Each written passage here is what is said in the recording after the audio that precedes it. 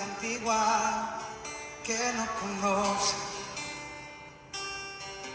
pues si la hubiera conocido, entendieran qué es lo que piensa Dios y no el hombre, no el hombre. Muchos ministros de hoy predican de la santidad que no viven. Es verdad que Dios ve el corazón, mas se le olvida que el hombre ve lo de afuera. Tenemos que mantener la diferencia. Quiero volver a aquellos tiempos cuando veía a alguien hablar lenguas y sabía que eras tú que te estabas moviendo. Quiero volver a aquellos tiempos donde pocos osaban tomar parte si estaban mal. Quiero volver a aquellos tiempos donde levantabas tus profetas y sacabas lo oculto a la luz. Gloria a Dios, Dios bendiga. Donde el pueblo tenía. Gloria a Dios. Dios me le bendiga a todos. Por eso decidí volver a ti. Muchos ministros de Dios bendiga a todos los que se unen por ahí. Si logro verlo por aquí. Dios le bendiga. Se le olvida que esto es para ministrar a las almas. Hay que dar por gracia lo que Gloria a Dios. Bueno, hemos decidido. ahí vamos. Es lo que tú me enseñaste. Gloria al nombre de Jesús. Dios me le bendiga, hermano. Bendiga a Mario, Dios bendiga a Marcelino, Dios bendiga a César Beltrán, Adán Valenzuela, Carlos Coitán, Daina Esther Ortiz. Usted bendiga mucho, Carlos. Amén. Dios me le bendiga a todos los que están por ahí. Si desean compartir el video, nos va a ayudar un montón a poder alcanzar más personas con esta enseñanza. Y la ventaja es que a veces van entrando más y van cogiendo la palabra a mitad. Entonces sería bueno que todos entraran un cantazo para no tener que volver a explicar. Gloria al nombre de Jesús. Espero que sea de edificación la palabra en esta hora. Hace poco escribí un post que me pareció curioso, que mucha gente no pudieran comprender un asunto, ¿verdad? El asunto de la profecía y el profeta del Antiguo y Nuevo Testamento, Antiguo Pacto y Nuevo Pacto. Y esto es muy importante entenderlo, porque cuando usted lo entiende, usted va a ser librado de muchos engaños. Muchas veces el concepto y los preceptos y las opiniones y muchas veces hasta el fundamento está basado en muchos creyentes en lo que dice fulano o lo que escuchó de fulano o lo que dijo mengano. Pero muchas veces no está basado en lo que dice la Biblia. Y eso es muy importante. Recuérdese que nosotros los creyentes creemos que la autoridad está en la palabra del Señor Jesucristo. No está en ningún hombre, en ninguna persona que fulano y mengano dijo. ¿Qué dice la Biblia? Y muy importante que nosotros podamos entender el rol del profeta o la profecía del Antiguo Testamento y el rol del profeta y la profecía del Nuevo Testamento. Esto va a traer una comprensión para que usted no sea engañado, manipulado, intimidado, ¿verdad? Es muy importante comprender estos principios bíblicos. Para nosotros poder, obviamente, si Cristo dijo que en estos tiempos finales serán unos tiempos de engaño, ¿verdad? Pues obviamente yo tengo que empaparme del conocimiento bíblico, obviamente con oración y ayuno y consagración para no ser engañado. Porque usted puede ser una persona de oración, pero si hay palabra, no tiene cómo defenderse, ¿verdad? Y cómo argumentar contra mentiras que se mueven. Bueno, vamos a comenzar con este asunto. Yo quiero basar ese texto bíblico que dice Cristo, que los profetas fueron hasta Juan y profetizaron hasta Juan. ¿Qué quiso decir Jesucristo con eso? Jesucristo quiso decir que es el fin del ministerio de la profecía, que realmente Cristo estaba diciendo. Realmente hay una gran diferencia entre lo que es la función del profeta del Antiguo Testamento y la profecía con la función del profeta y la profecía del Nuevo Testamento. Ahora, el rol principal del profeta del Antiguo Testamento eran mensajes directos de Dios. Mensajes directos de Dios para comunicar su voluntad, advertencia, juicios y esperanza. Por ejemplo, Isaías, Jeremías, Ezequiel. También era considerado como los custodios del pacto, ¿verdad? Su mensaje estaba intrínsecamente ligado al pacto mosaico del Antiguo Testamento, llamando a Israel a la fidelidad a la ley o a la Torá, y advertían sobre consecuencias del pecado, ¿verdad? Esto también los profetas señalaban hacia la venida del Mesías. Los profetas y la profecía del Antiguo Testamento también tienen una función que era señalar la venida del Mesías en el nuevo pacto y su cumplimiento, ¿verdad? También la manifestación del Espíritu Santo en el Antiguo Pacto, Nuevo Testamento, era que esos profetas, el Espíritu Santo venía sobre ellos, los inspiraba, le daba revelación y ellos hablaban en el nombre de Dios. La profecía en el Antiguo Testamento tenía una característica exclusiva que en el Nuevo Pacto no está esa exclusividad. ¿Por qué? Porque hay un acceso a la presencia de Dios. Y ahorita vamos a entrar un poquito más de lleno. O sea que la comunicación exclusiva del pueblo de Dios oficialmente, aunque había otros medios que Dios obviamente se le reveló a Abraham, ¿verdad? Directamente, y algunos patriarcas, algunos personajes, pero en sentido general, los profetas del Antiguo Testamento eran para ser la voz de Dios sobre el pueblo, ¿verdad? Eran exclusivos, porque el Espíritu Santo venía sobre ellos para traer inspiración y revelación directamente del Espíritu Santo, lo cual no sucede en el Nuevo Pacto, ¿verdad? Si una característica de la profecía del Antiguo Testamento era obviamente visiones, sueños, actos simbólicos. Aunque Dios puede utilizar sueños y visiones, muchas veces creo que se limita en este tiempo a lo que muchos pretenden hacer, es imitar a los actos proféticos del Antiguo Testamento, dándole un toque de misticismo, o sea, dándole más importancia a esos ingredientes y a esa cosa que se hace que la fe y la confianza en el Señor. Eso es una de las cosas que muchas veces surge y hay gran confusión. Había la naturaleza de la revelación en el Antiguo Testamento, era una directa, audible, frecuentemente acompañada con señales. Éxodo capítulo 19, Isaías capítulo 6. A menudo implica mensajes de juicio contra naciones y promesas de restauración para Israel. Por eso es que yo siempre le llamo a eso el balance. Cuando usted lee los profetas del Antiguo Testamento, ¿verdad?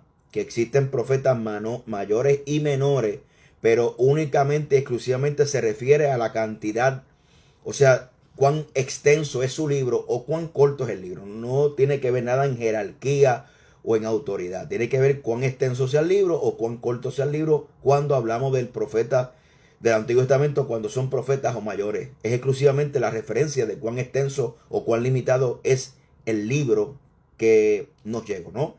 La naturaleza de la revelación eran lo que yo le llamo el balance de esos libros. Cuando usted lee los profetas del Antiguo Testamento, tienen un balance. No solamente hablan de juicio, hablan de restauración. Siempre, me atrevo a decirlo, todos los libros hablan del Antiguo Testamento. El mensaje profético tenía un balance. Hablaban de juicio, pero hablaban de una promesa de restauración para Israel. Nada que ver con la profecía mal utilizada, mal aplicada, de acuerdo a la falta de revelación bíblica en estos tiempos, con los que se dicen ser profetas o con lo que la iglesia hoy le llama profecía en la actividad. Ahora, vamos para los profetas del Nuevo Testamento. El rol principal del profeta del Nuevo Testamento eran testigos de Cristo, mientras el profeta del Antiguo Testamento, ¿verdad? Señalaba a la ley de Moisés, la Torá, para que la siguieran y la guardaran, con las consecuencias de no seguir la ley de Moisés y su juicio, ¿no? y obviamente señalaban a Cristo. El rol principal del profeta del Nuevo Testamento es señalar a Cristo, es señalar a Cristo. Y eran parte de la iglesia y su mensaje estaba centrado en Cristo, ¿verdad? Quien cumplió la ley y los profetas de acuerdo a Mateo capítulo 5, verso 17, Lucas 24, 44. Segundo, es edificar a la iglesia. Y en este punto me quiero detener un poco. La función nuevo testamentaria del profeta y la profecía. Voy a leerlo de acuerdo a Primera de Corintios capítulo 4, verso 3. ¿Verdad? Dice, pero el que profetice habla a los hombres para edificación, exhortación y consolación. Escuche bien esas tres funciones de la profecía en el Nuevo Testamento. Número 1, habla a los hombres para edificación, exhortación y consolación. Ahora vamos a ver la definición de cada palabra. La palabra edificación significa el acto de construir, ¿verdad? Un edificio o una promoción de crecimiento espiritual. Las cosas que edifican de una iglesia local como un edificio espiritual o de todo el cuerpo de Cristo expresa el efecto de fortalecer las enseñanzas. ¿Escuchó bien eso? Una de las funciones del profeta o la profecía del Antiguo Testamento es la edificación, que es construcción. Obviamente, como Pablo dice, mira como cual sobreedifica, ¿verdad? Sobre el fundamento que está puesto, que es Jesucristo, porque nadie puede poner otro fundamento, el que no, ¿verdad? Ese fundamento es Jesucristo. Ahora bien, esa palabra, esa primera función de la profecía del Nuevo Testamento es edificación. La edificación tiene que ver con fortalecer un crecimiento espiritual, ¿verdad? Segundo, tiene que haber una efecto, expresa el efecto de fortalecer las enseñanzas. Por eso es que nosotros encontramos una instrucción y un detalle bien interesante, la cual no la había en el antiguo pacto, y es que nosotros juzguemos la profecía. Pastor, no haga eso que está blasfemando. No. Tenemos derecho y autoridad bíblica. No porque yo sea pastor, no porque yo tenga tanto, no porque yo tenga tal título. La autoridad emana de la instrucción bíblica. ¿Por qué? Porque mientras en el antiguo pacto se profetizaba porque la revelación no estaba completada, ya en el nuevo pacto la revelación está completa. Porque la imagen del Dios visible es Cristo. No hay nada que añadir a esa revelación. Y por eso es que Hebreos capítulo 1, verso 1 dice que Dios, habiendo hablado a vuestros padres en diferentes maneras por medio de los profetas, Dios ha hablado por medio de su Hijo. Está hablando de la supremacía, de que la comunicación de Cristo. Hemos llegado a la revelación más grande que se llama Cristo. Y basado en eso, en ese nuevo pacto con mejores promesas, completado, mientras en el antiguo pacto era la sombra, en el nuevo pacto la iglesia goza de la sustancia, o sea, del cumplimiento de lo que los antiguos profetas profetizaron, ¿verdad? Estamos nosotros gozando de ese nuevo pacto que Dios ha escrito en la tabla de vuestros corazones, la ley, ¿verdad? Gloria al nombre de Jesucristo. Y ha hecho un nuevo pacto y ahora el Espíritu Santo mora en nosotros. Es bien interesante ese aspecto de nosotros poderlo comprenderlo, porque en aquel tiempo, ¿verdad? La revelación estaba, o sea, caminando, no estaba completa. Ahora la revelación está completa en Cristo. Tenemos la revelación máxima. Entonces, basado en ese principio, nosotros podemos tomar, por eso es que la profecía es para edificación que fortalece la enseñanza dada. O sea, ya la revelación está completa, está en la Biblia, está la palabra del Señor, no se necesita añadir. Por eso es que la profecía tiene un diferente rol. Mientras que los profetas del Antiguo Testamento, sus profecías vinieron a ser parte de la revelación bíblica, las profetas del Nuevo Testamento, sus profecías no vinieron a ser una revelación, ¿verdad? Directa, ¿verdad? Como la palabra escrita, ¿verdad? Que pasó en el Antiguo Testamento. Eso es muy importante porque muchas veces hoy vemos, lamentablemente, al no comprender estos principios bíblicos, vemos mucho rol del profeta y de la profecía como si fueran profetas del Antiguo Testamento. Y eso es totalmente equivocado, ¿verdad? Por eso es que vemos profetas que se sienten con la autoridad y que de maldecir y que lo que ellos dicen no se pueden cuestionar y lo que caen es en manipulación, ¿verdad? Por eso es que la profecía tiene del Nuevo Testamento, según Pablo en 1 Corintios capítulo 14, verso 3, inspirado por el Espíritu Santo, obviamente, dice que hay tres funciones de esa profecía. La primera, edificación. La segunda es exhortación. Esa palabra exhortación significa al lado de uno, ¿verdad? Esa significa una palabra de consolación, ¿verdad? Una palabra de fortalecimiento. Es una palabra donde se hace un consuelo, ¿verdad? Es una palabra de afirmación, de consolación. Y lo menos que usted ve es profecía de consolación o de consuelo. Creemos que la exhortación es regaño. La palabra consolación es una palabra, o exhortación, una palabra de consuelo, ¿verdad? Que muchas veces creemos que la palabra, hoy la mayoría de las profecías que yo veo son profecías de juicio, ¿verdad? Y todo aquel que pretende dar una palabra de profética, de consolación, dice, mira para allá, eso no es de Dios, pero esa es la función que tiene. Esa es la función que tiene eso. La otra palabrita que Pablo nos dice en 1 Corintios capítulo 14, verso 13, exhortación, consolación, ¿verdad? Primeramente habla acerca de hablar, denota aquello de consolación de una manera más extrañable aún.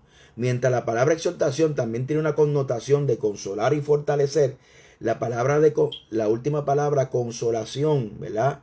Que es la palabra griega 3889, está hablando de una consolación más profunda, ¿verdad? Una consolación más profunda al alma. Entonces, yo lo que veo son profecías de juicio, yo lo que veo son profecías de manipulación, de un montón de cosas que no tienen que ver nada con la función bíblica, ¿verdad? De lo que es la profecía del Nuevo Testamento, ¿verdad?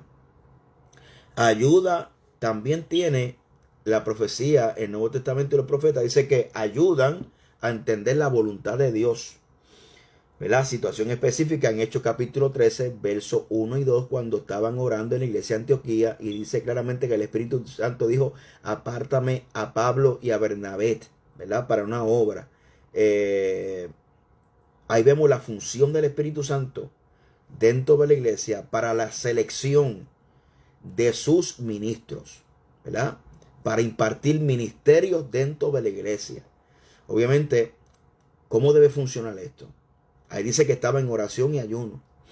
Vino una palabra de profecía, de revelación, para comunicarle a los líderes de la iglesia, no como sucede hoy, a los líderes de la iglesia y a los que estaban allí presentes, que esa gente tienen un ministerio.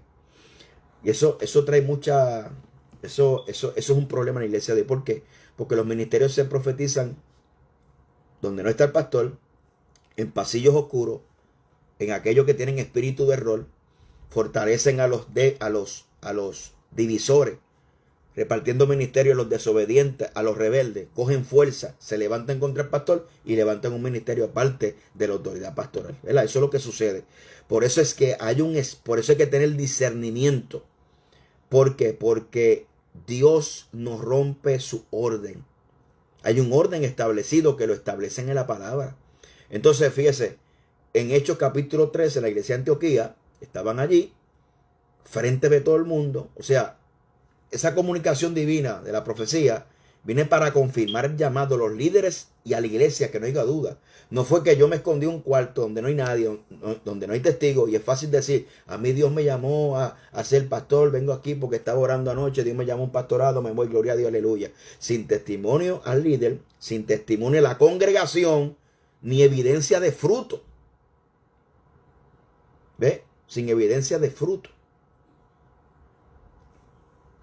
de ese ministerio. Ahora bien, manifestaciones del Espíritu Santo. A diferencia del antiguo pacto, el nuevo pacto tiene una gran diferencia del antiguo pacto. Y era que mientras el Espíritu Santo venía para inspirar y traer revelación momentánea sobre esos hombres ahora hay una residencia permanente por un nuevo pacto, que nosotros somos templos del Espíritu Santo. A eso se le añade que el velo fue roto desde arriba abajo, dando a entender, como dice Hebreo, que tenemos acceso a la presencia de Dios. Por eso es que no hay exclusividad.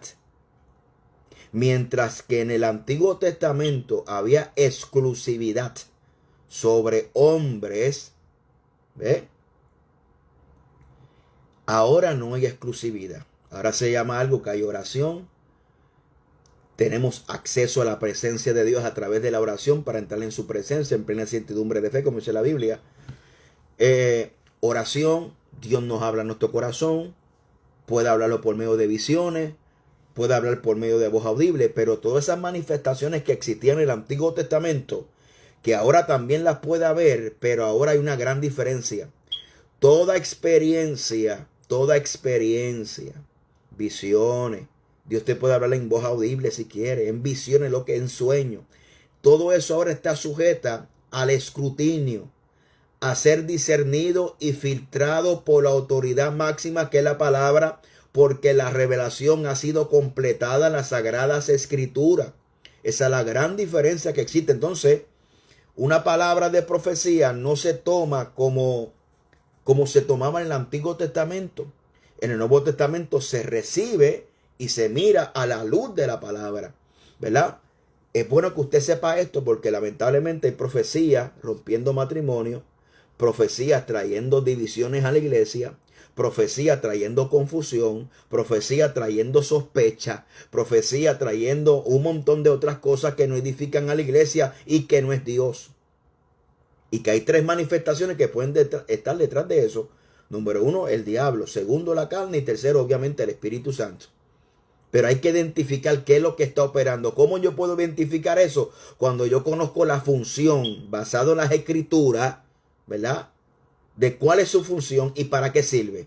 ¿Ve? Ahora bien, la naturaleza de esa revelación. Dios puede comunicarse por medio de sueños y visiones. Lo puede hacer, como lo hizo en Hechos capítulo 10, verso 9 al 10. ¿Verdad? Creo que es en casa de Cornelio. La revelación está filtrada por el cumplimiento del nuevo pacto, que es Cristo Jesús. Se enfoca en la edificación del cuerpo de Cristo, en la expansión del evangelio, más que una proclamación de juicio contra las naciones. Y aquí es donde muchos van a chocar conmigo. Porque mientras los profetas del Antiguo Testamento le profetizaron a naciones, le profetizaron de juicio, no existe una evidencia contundente de ese tipo de profecía en el Nuevo Testamento por personas, a menos que no sea el único libro profético que existe en la Biblia, es el libro de Apocalipsis, que habla de juicio a las naciones, de ese día de angustia, de tribulación. Y hay también referencias del apóstol Pedro, el apóstol Pablo, acerca de los tiempos finales. Y en ese sentido no hay más que añadir. Sabemos que viene juicio. Sabemos que los días van a ir empeorando. Sabemos que hay una esperanza para la iglesia. ¿Ve? Sabemos que Cristo viene. Sabemos lo que es principios de dolores. Sabemos lo que es la gran tribulación. ¿Ve? Y el que crea que esto se va a poner mejor está equivocado. La Biblia profetiza acerca de eso. Inclusive, por eso es que existe un desenfreno y una cosa que no es normal en profetas, en insistir, en profetizar sobre naciones, utilizando el ejemplo y el estilo del Antiguo Testamento por no entender el nuevo pacto. No lo entienden. No entienden. Pastor, ¿usted cree en la Biblia? Yo creo en la total revelación de la palabra del Señor, los 66 libros. Pero cuando yo leo el Antiguo Testamento, yo lo leo con una mente del Nuevo Testamento. Yo me paro en el Nuevo Testamento y miro para el Antiguo Testamento y capto la revelación que está allá, basada en el Nuevo Testamento. No es al revés. No es que usted se pare en el Antiguo Testamento y mire para acá. Porque entendemos el nuevo pacto de una mente antiguo testamentaria. Inclusive, le voy a decir algo. el 80, el 90% de los mensajes que se predican hoy se predican del Antiguo Testamento. Y no es que yo esté en contra de eso, es que hay pocos mensajes. Y eso surge porque hay poca enseñanza, pocos mensajes que se basan en el Nuevo Testamento. Los mensajes que se predican desde el Antiguo Testamento son bien fáciles, son tremendos. Es la historia, usted va desglosando y usted va aplicando. Ahora, para que usted predica del Nuevo Testamento, tiene que meterse en la historia, en el contexto. La aplicación es más difícil, ¿verdad? Hay que profundizar más. Y lamentablemente el efecto de eso, que la iglesia de hoy tenga una mente antiguo testamentaria, ¿ve? Una mente antiguo testamentaria. Por ahí vemos las danzas hebreas, que no son danzas hebreas, son una mezcla de un montón de cosas, de un baile de un montón de cosas, y nos alejamos de lo que es la fe, lo que es la gracia, lo que es estar completo en Cristo por medio de su sacrificio, ¿verdad? Y tenemos la mayoría de la gente débiles en la fe, ¿verdad? Adheriéndose a instrucciones adicionales que no están en el nuevo pacto para sentirse salvación, porque esa es la descripción de un débil en la fe. Un débil en la fe es una persona que necesita adherirse a ciertas reglas e instrucciones para sentir seguridad de salvación, porque su percepción del Calvario, del sacrificio de Cristo, es limitada. ¿Ve? No sé, hermano, si los mensajes del Nuevo Testamento están escasos en la iglesia de hoy, y para los que entran, escucha bien, no estoy diciendo que no se puede predicar del Antiguo Testamento. Hay que predicar el consejo total de la palabra, pero hay que hacerlo con responsabilidad, ¿verdad? Nosotros debemos leer el Antiguo Pacto, el Antiguo Testamento, desde una mente nuevo testamentaria. ¿Ve? El Antiguo Testamento era sombra de lo que había de venir, ¿ve?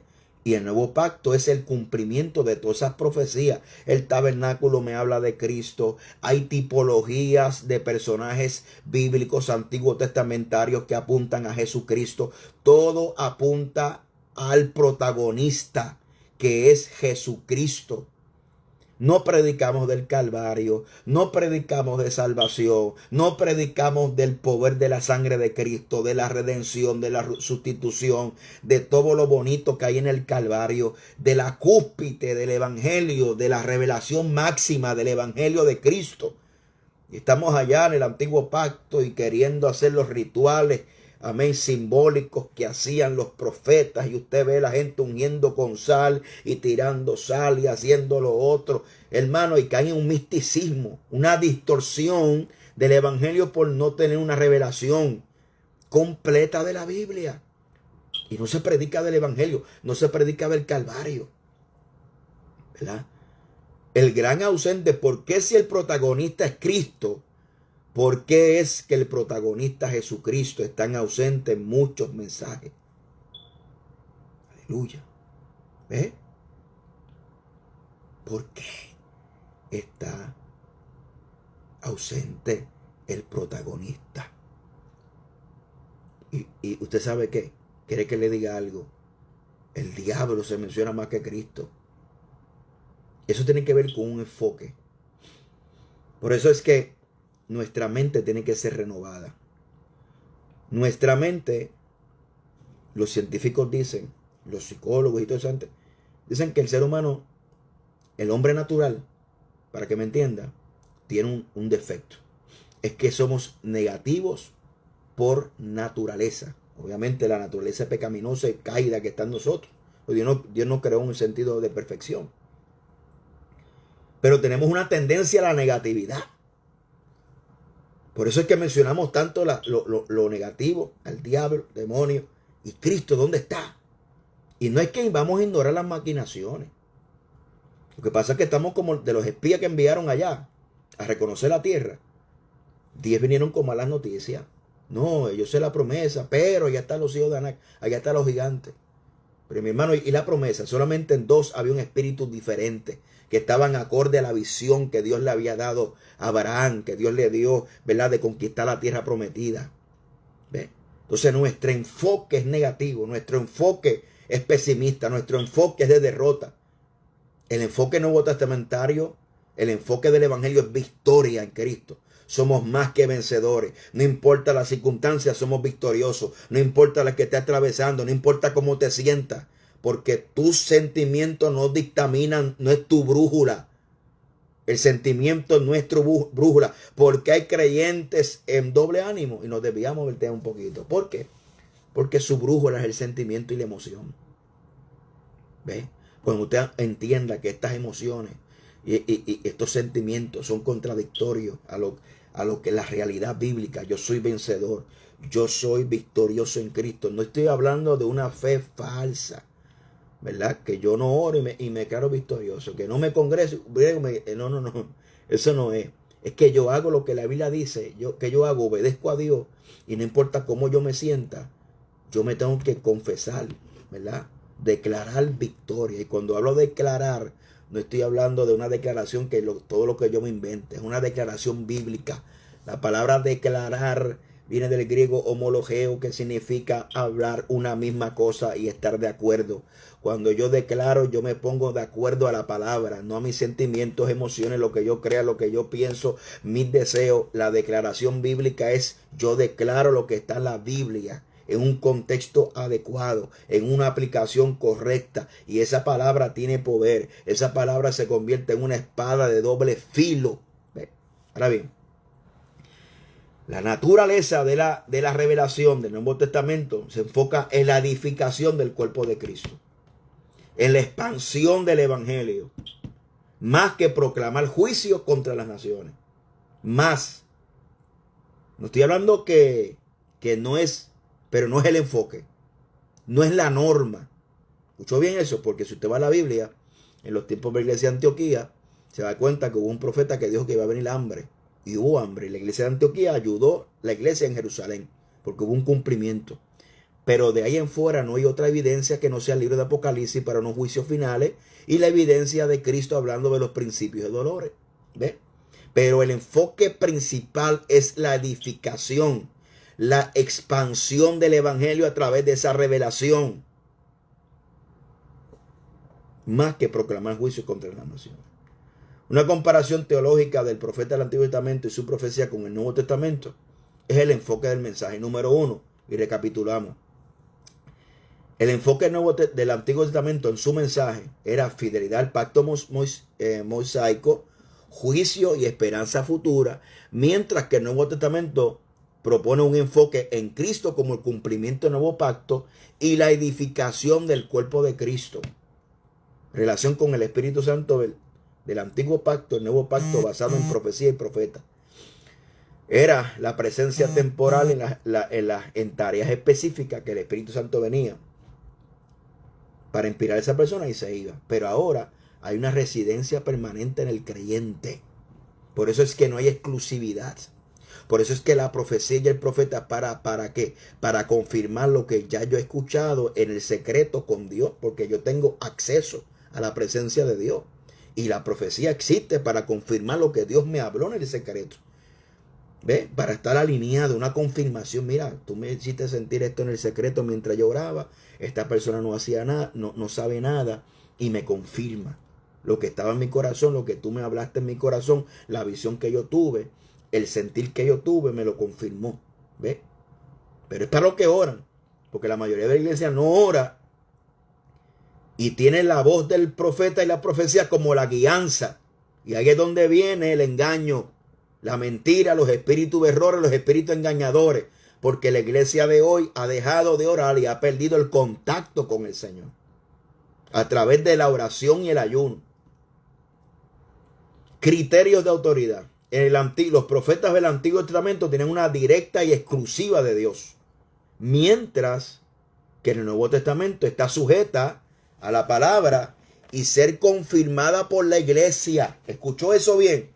La profecía nuevo testamentaria está sujeta al escrutinio bíblico y a ser aprobada por la iglesia.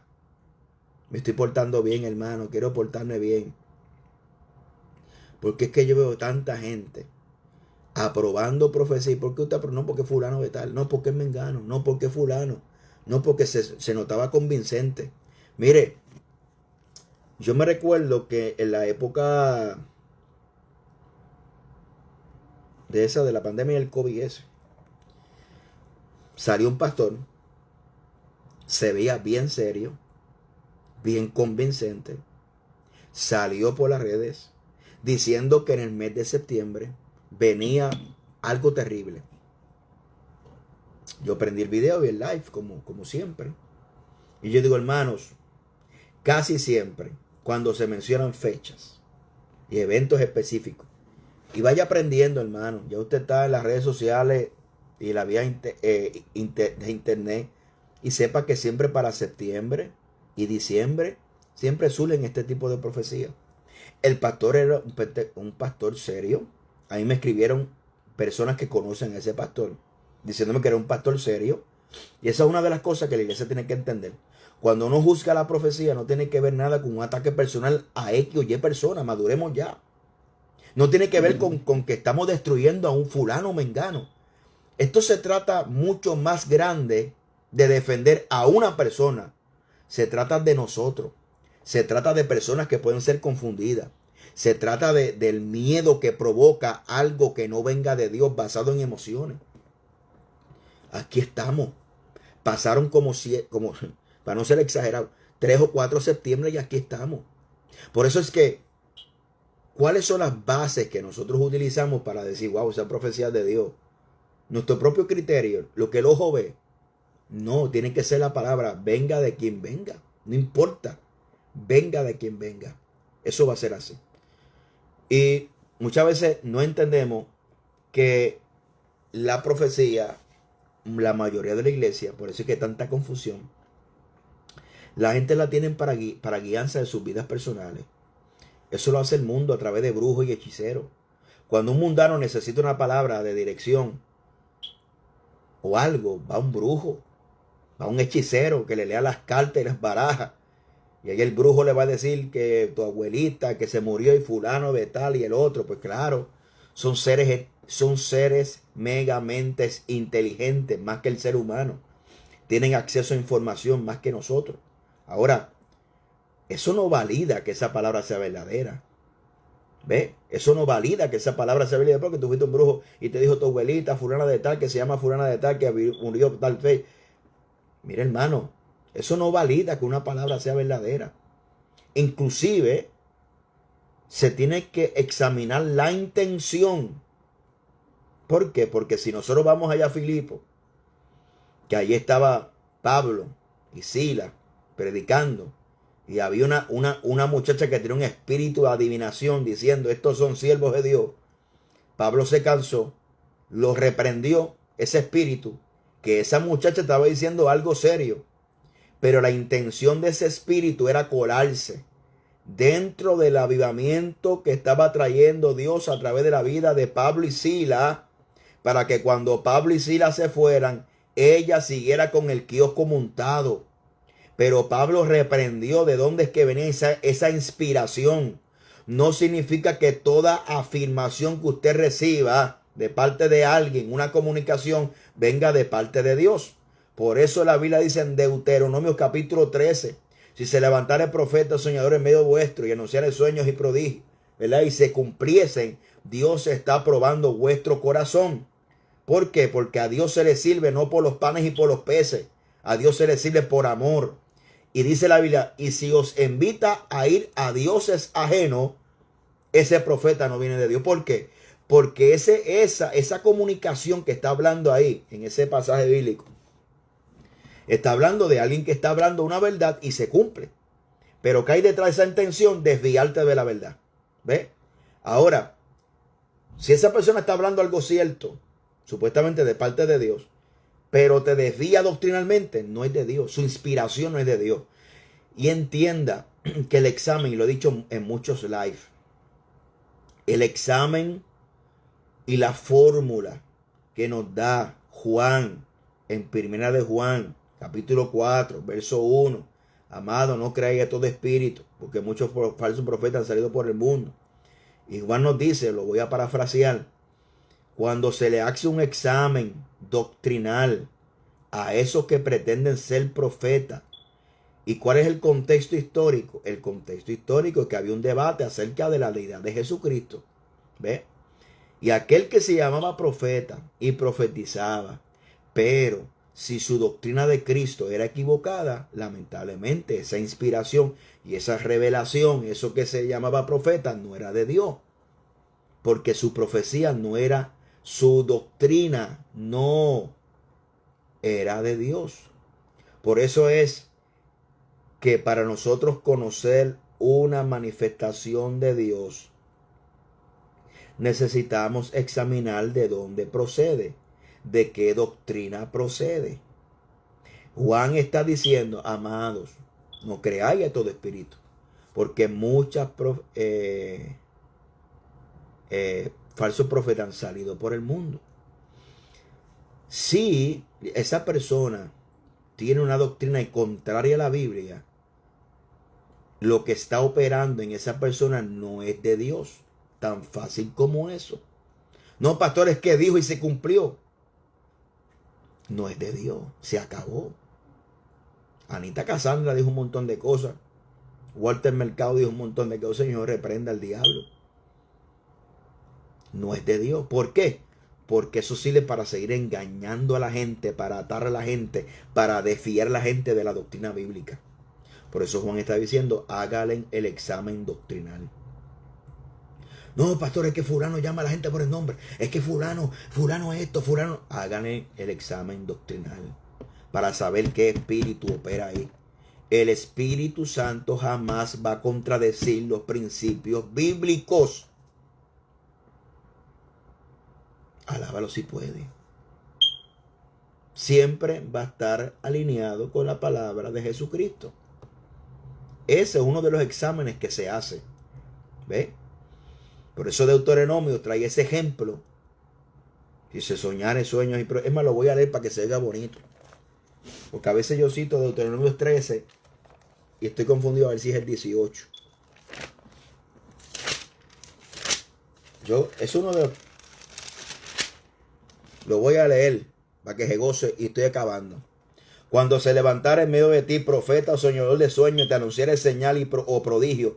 Y si se cumpliere la señal o prodigio que te anunció diciendo, vamos en pos de dioses ajenos que no conociste, sirvámosle, no dará oído a la palabra de tal profeta ni de tal soñador de sueños, porque Jehová vuestro Dios os está probando para saber si amáis a Jehová vuestro Dios con todo vuestro corazón y con toda vuestra alma. Eso la Biblia lo dice. Y es falso.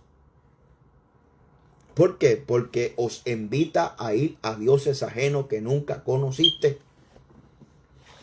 Y eso hay un paralelismo.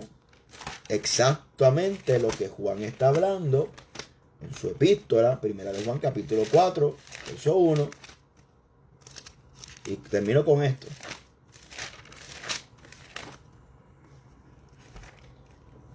Amado, no creáis a todo espíritu, sino probar los espíritus si son salidos, sino probar si son de Dios, porque muchos falsos profetas han salido por el mundo. En esto conocemos el Espíritu de Dios. Todo espíritu que confiesa que Jesucristo ha venido en carne es de Dios, y todo espíritu que no confiesa que Jesucristo ha venido en carne no es de Dios. Y esto es el espíritu anticristo, el cual vosotros habéis oído que viene y ya está, y que ahora y ya está en el mundo. ¿Ve? Verso 6. Nosotros somos de Dios. El que conoce a Dios nos oye, y el que no es de Dios no nos oye. En esto conocemos el espíritu de verdad y el espíritu de error. Está fuerte eso. El mismo contexto que está diciendo Deuteronomio 13. Es lo mismo. Si se anunciara el sueño y prodigio se cumpliere, pero os invita a ir a dioses que nunca conociste, no le des tu oído. Pero nosotros no somos así. Nosotros decimos, wow, qué lindo suena, wow, qué convincente se ve, wow, mira, llamó a fulano por el nombre, wow, qué señales, wow, qué terrible. ¿Ve? Los demonios tratan de convencer para desviar. Tratan de crear credibilidad para desviar al pueblo. Porque Dios conoce que hay una debilidad en el pueblo. El ser humano tiende a idolatrar, tiende a sentir a seguir hombres, a seguir figuras. ¿Ve? Por eso yo siempre le digo, hermano, y se lo dije a mi iglesia por muchos años. Yo le dije, aquí el que manda es Cristo. Aquí el que tú tienes que seguir es a Jesucristo. Yo me puedo corromper, me puede para que Dios me guarde, pero usted, páselo, siga a Cristo. Ese es el grande. A ese es el que usted tiene que seguir. A Cristo. Los hombres son instrumentos de Dios. Honre a su pastor, ¿verdad? Como la Biblia lo dice. Pero no idolatramos a los hombres. Reconocemos el testimonio de Dios sobre una persona y los honramos, los respetamos por el testimonio, por la trayectoria, pero no le idolatramos porque son hombres propensos a la corrupción. ¿Ve? Sigamos a Jesucristo. Analicemos todo. Por esta la que manda. Hermano, y voy a finalizar. ¿Sabes cuándo yo aprendí eso? Yo aprendí eso en una escuelita bíblica. No era la de los jóvenes, es la que viene antes de los jóvenes, que se me olvidó el nombre. El maestro que estaba enseñando, de apellido Quiles, de Isabela, dijo que en la iglesia católica el que manda es el Papa.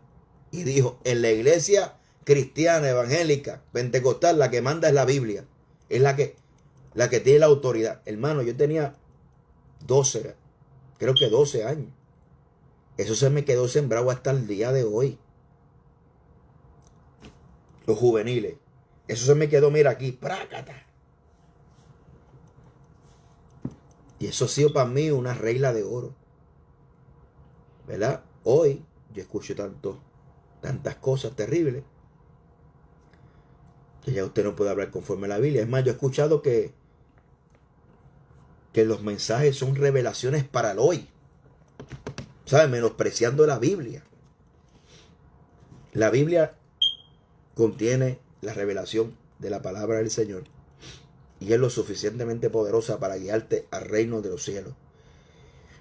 Estúdiala, escudriñala, sobre todas las cosas, vívala, ame la palabra, cómase la palabra, porque esta es la lámpara y la luz en medio de tanta oscuridad que hay y tanta confusión. Esta es la lámpara que está alumbrando el camino de aquellos que van camino al cielo. Esa es la que hay. Alaba la gloria de Jesucristo. Así que le dejo con este videito por aquí. Dios me le bendiga mucho. Vamos a estar por ahí a menudo. Aleluya. Estamos trabajando fuerte en la iglesia. Aleluya. Ore por nosotros. Dios está haciendo cosas maravillosas para la gloria de Dios. Y qué bonito es que las almas se salven. Qué bonito es ver gente edificada. Y ore para que Dios se glorifique. Así que Dios me le bendiga a todos los que están por ahí. Aquí estamos hoy en el sur de Estados Unidos esperando nieve. Tremendo, ¿verdad? Nieve, una nieve histórica por ahí. Que Dios nos ayude a vencerle este frío. Así que Dios me le bendiga. Un abrazo para todos. Que la gracia y la paz del Señor sea sobre todos ustedes. Dios me los bendiga. Le amamos en el amor del Señor.